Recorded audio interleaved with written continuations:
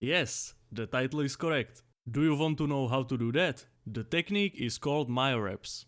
I'm going to tell you exactly how you can reach failure more than just once per set. This technique is truly a hidden gem. You can get some great gains with it. So let's see what this myo-rep technique is all about.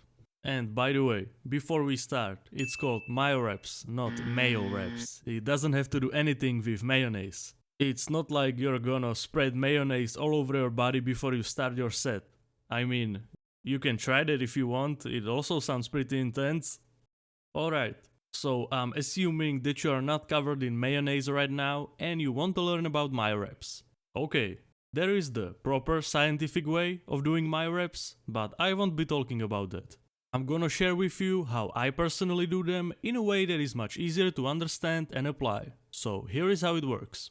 Let's say that you're doing a normal set of like 8 to 12 reps and on the rep number 10 you reach failure and you stop.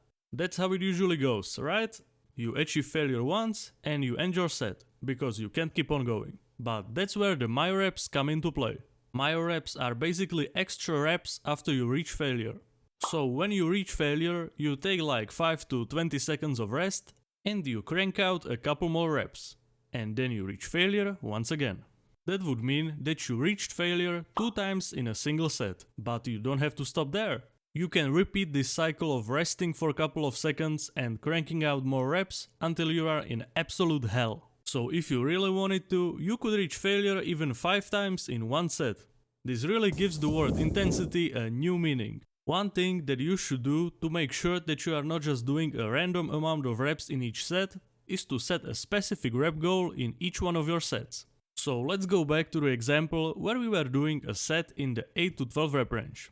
And because we know that in the last workout we reached failure on the rep number 10, we can now set our myo-rep goal based on that. I would generally recommend to add a maximum of 5 extra myo-reps. Because if you have truly reached failure before the myo-reps, you won't be able to do more than 5 more extra reps after that anyway. So the rep goal for each one of our sets on this exercise will be 15 reps. So after you reach failure in the normal way, on for example the rep number 10, you take 5 to 20 seconds of rest and you begin the myo-reps. And because we set a rep goal of 15 reps for this exercise, we will keep on doing myo-reps until we reach that number. It doesn't matter how many small rests you have to take in between. You are going to continue until you reach that rep goal. Even if that means taking a small rest after each myo-rep.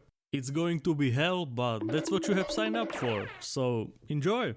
The cool thing about setting a rep goal for the myo-rep sets is that you can then clearly track your progress. For example, if you performed like this in week 1 and like this in week 2, you actually still progressed, even though the total amount of reps is still the same.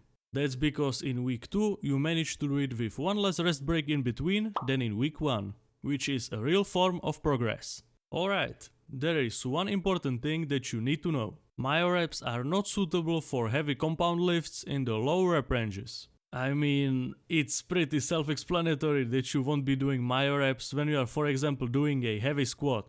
Imagine that after you reach failure, you just stand there with like 400 pounds on your back, waiting to get a couple of myo-reps in. That's simply not gonna happen. I personally love doing myo-reps on the seal row. That's where I mostly use this technique. A very essential thing that you have to keep in mind is that you can't just do myo-reps on every single exercise in your workout. It doesn't work like that. It would just completely annihilate you.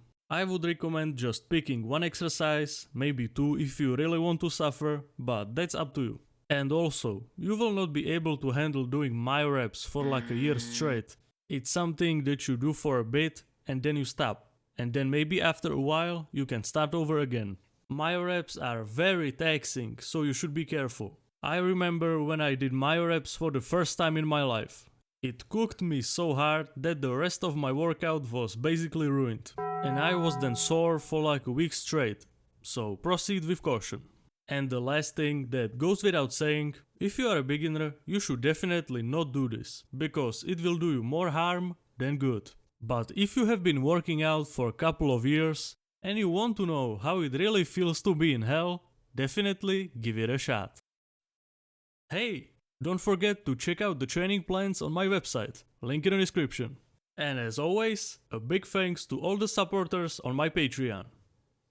Did you like this video? Then you will for sure like this one too.